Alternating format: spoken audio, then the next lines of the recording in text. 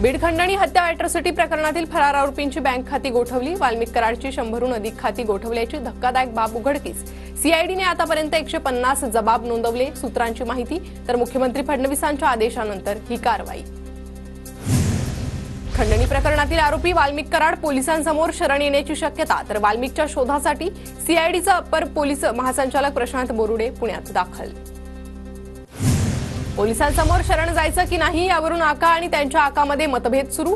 आमदार सुरेश धस यांचा आरोप।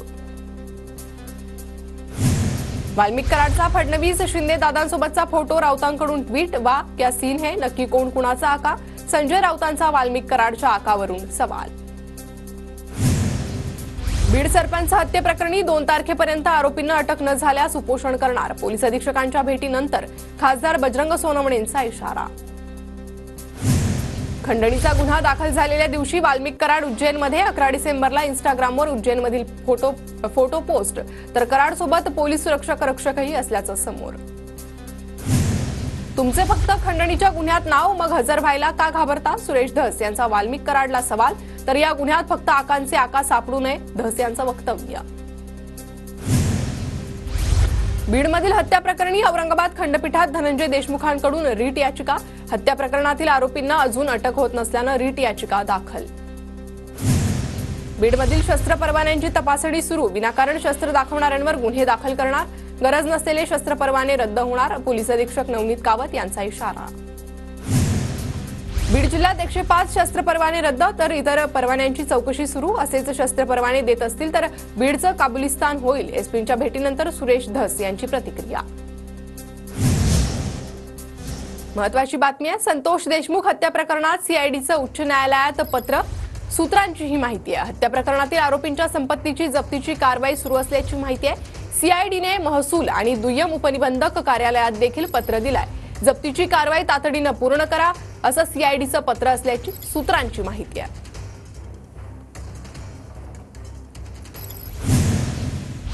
प्राजक्ता माळीबाबत माझ्या वक्तव्याचा गैरअर्थ काढण्यात आला। माझ्या वक्तव्यामुळे कुणाचंही मन दुखावलं असेल तर दिलगिरी व्यक्त करतो, सुरेश धस यांची प्रतिक्रिया।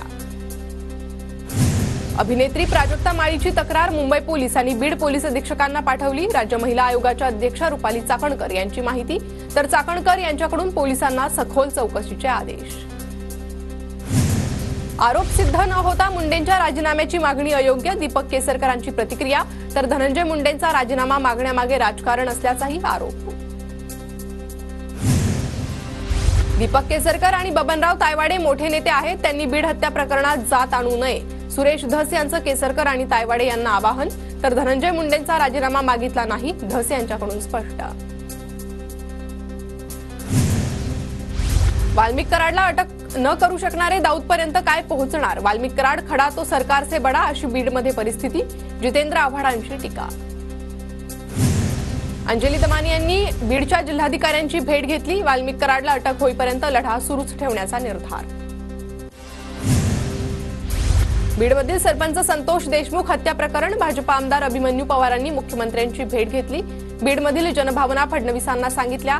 फरार आरोपींना लवकर अटक होईल असा विश्वास मुख्यमंत्र्यांनी दिल्याचं अभिमन्यू पवारांचं वक्तव्य। बीड हत्या प्रकरणी अंजली दमानी यांकडून दिशाभूल, राष्ट्रवादीच्या सूरज चव्हाणांचा आरोप। तर दमानी यांना प्रकरणापासून दूर ठेवण्याची पोलीस अधीक्षकांना विनंती। 3 फरार आरोपींना पकडण्यास उशीर होतोय, हे चांगलं नाही। रामदास आठवलेंकडून नाराजी व्यक्त। देशमुखांची हत्या महाराष्ट्राला कलंक लावणारी घटना असल्याच्याही प्रतिक्रिया।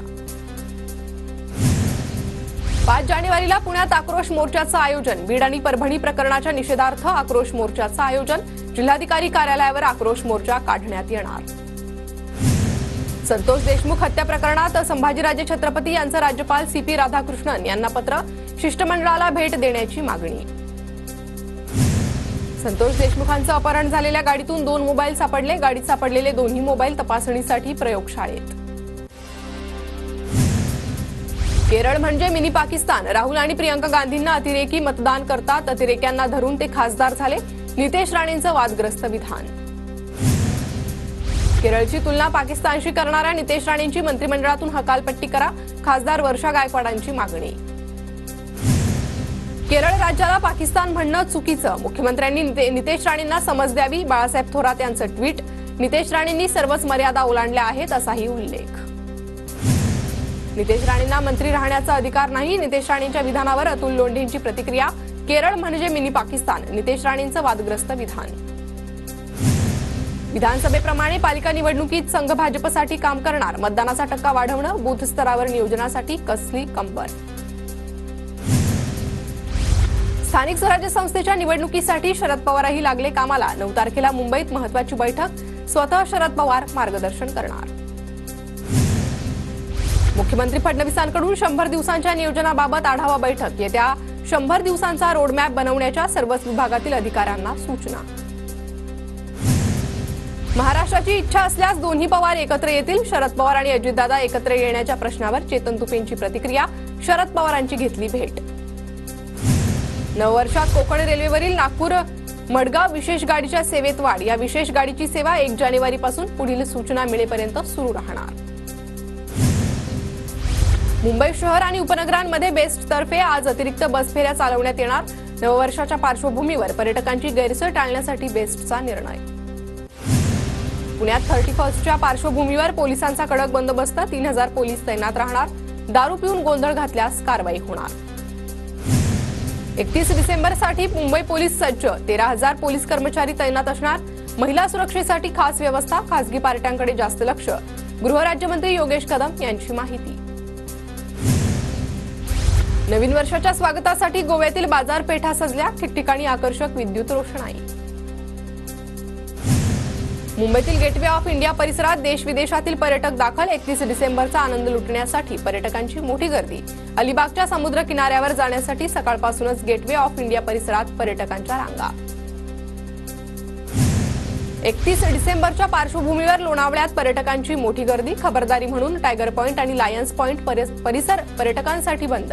वनपरिक्षेत्र अधिकाऱ्यांचे आदेश. नववर्षाच्या स्वागतासाठी गडकिल्ले अभयारण्य शहरातील टेकड्यांवर सेलिब्रेशन केल्यास कारवाई. पुणे वन विभागाचा इशारा. गडकिल्ल्यांच्या पायथ्याशी विशेष पोलीस बंदोबस्त, तर रात्रभर गस्तही घातली जाणार. सरत्या वर्षाला निरोप देण्यासाठी राज्यभरातून पर्यटक कोकणात. रत्नागिरीतील सर्व हॉटेल लॉजचं बुकिंग फुल, तर सिंधुदुर्गात स्कुबा डायव्हिंगसाठी गर्दी. नववर्षाच्या स्वागतासाठी मोठ्या संख्येनं पर्यटक कोकणात दाखल. रत्नागिरीसह रायगड आणि सिंधुदुर्गातील समुद्रकिनारे पर्यटकांनी गजबजले. कल्याणच्या खडकपाडा परिसरात तरुणीवर अत्याचार करणाऱ्या भोंदूबाबाला अटक. कौटुंबिक समस्येचं निराकरण करण्याच्या बहाण्यानं 25 वर्षीय तरुणीवर अत्याचार. धुळ्यातील लग्न समारंभात चोरीला गेलेलं 26 तोळे सोनं पोलिसांकडून हस्तगत. चोरटे फरार, पोलिसांकडून शोध सुरू. जळगावच्या सावरखेडा बुद्रुकमध्ये अवैध वाळू साठा जप्त. महसूल विभागाच्या अधिकाऱ्यांसह पथकाची कारवाई. बोरिवली भायखळ्यातील सर्व बांधकामं बंद. प्रदूषण नियंत्रणासाठी मुंबई महापालिकेचा कठोर निर्णय. पालिका आयुक्तांची घोषणा. गेल्या 5 वर्षात मुंबई परिसरातील घरांच्या किमतींमध्ये 48% वाढ. बांधकाम क्षेत्राचा अभ्यास करणाऱ्या कंपनीची माहिती. तर घरांच्या किमतींमध्ये सर्वाधिक वाढ ही मुंबईच्या पश्चिम उपनगरात. मुंबईच्या तापमानात वाढ. पारा 34 अंशावर. पुढील 2 ते 3 दिवस तापमानात अधिक वाढ होण्याची शक्यता. हवामान खात्याचा अंदाज.